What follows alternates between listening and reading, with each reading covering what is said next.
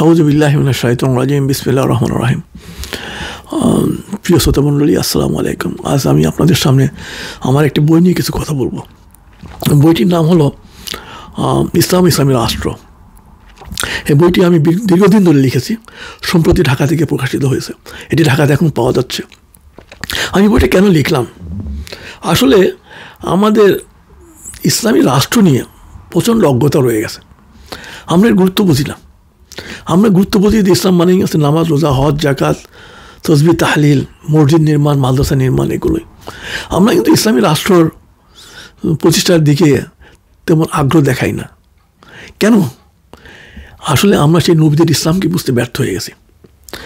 নবীদের ইসলাম বলতে আমরা কী বুঝি? নবীদের ইসলাম কি শুধু এই যে নামাজ, রোজা, হজ, জাকাত, তসবিহ, তাহলিল, এইগুলো, দান খয়রাত, এইগুলোর মধ্যে ইসলাম না। নবীজি তিনি একজন রাষ্ট্রনায়ক ছিলেন, তিনি রাষ্ট্রপ্রধান ছিলেন। তার রাষ্ট্র ভেঙে এখন 5টি রাষ্ট্র হয়েছে, যেমন সৌদি আরব, কাতার, আমিরাত, ওমান, ইয়েমেন। নবীজি এই এত বড় একটা রাষ্ট্র, যেটা বাংলাদেশের চাইতে অন্তত 20 গুণ বড় হবে, এই রাষ্ট্রে তিনি রাষ্ট্রপ্রধান ছিলেন। মুসলমানদের দান মালের সবচেয়ে বেশি কোরবানি দিতে হয়েছে এই রাষ্ট্র নির্মাণে।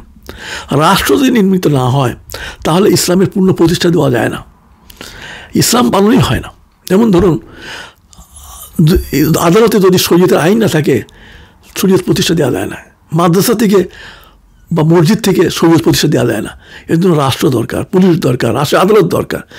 রাষ্ট্র হচ্ছে মানব পৃথিবী পৃষ্ঠে সবচেয়ে শক্তিশালী প্রতিষ্ঠান। এই প্রতিষ্ঠান যদি ইসলামের পক্ষে না থাকে তাহলে মসজিদ, মাদ্রাসা গড়ে ইসলামকে প্রতিষ্ঠা দেওয়া যায় না। তখন দেখা যাবে যে এই মসজিদ মাদ্রাসাগুলো সেই শয়তানি শক্তির কবলে পড়ে গেছে। যেমন সোভিয়েত রাশিয়ার মধ্যে হাজার হাজার মসজিদ মাদ্রাসাকে আস্তাবল বানানো হয়েছে, সেখানে ঘোড়া রাখা হতো। তো বাংলাদেশেও সেখানে কি হচ্ছে, বাংলাদেশে এত মসজিদ মাদ্রাসাও, কিন্তু আমরা দিনকে প্রতিষ্ঠা দিতে পারিনি। আমরা ইসলামের রাষ্ট্রের গুরুত্বই আমরা বুঝিনি, ফলে আমরা শরীয়তও প্রতিষ্ঠা দিতে পারিনি। এই আমাদের মধ্যে অনেকেই, এমনকি অনেক আলেমকে আমি বলতে শুনেছি, তারা বলেন যে নবীজি তো রাষ্ট্র প্রতিষ্ঠা দিতে আসেননি, আমরা বাস নামাজ, রোজা, হজ, জাকাত এগুলো করলেই তো ইসলাম পালন হয়ে গেল। তারা এইরকম ভুল বিভ্রান্তির মধ্যে রয়ে গেছেন। আমি আলেমদের মুখে এই কথা শুনে আমি ভাবলাম যে এই অজ্ঞতা, এই ভুল ধারণা তো দূর করা দরকার। তখন আমি আজ থেকে প্রায় 15 বছর আগেই, তারই আগে আমি ভাবলাম যে এই মিলে একটা বই লিখবো। তা আমি প্রায় দীর্ঘকাল ধরে আমি বইটা লিখেছি। এই বইটা অনেক বড় বই, প্রায় 450 পৃষ্ঠার বই।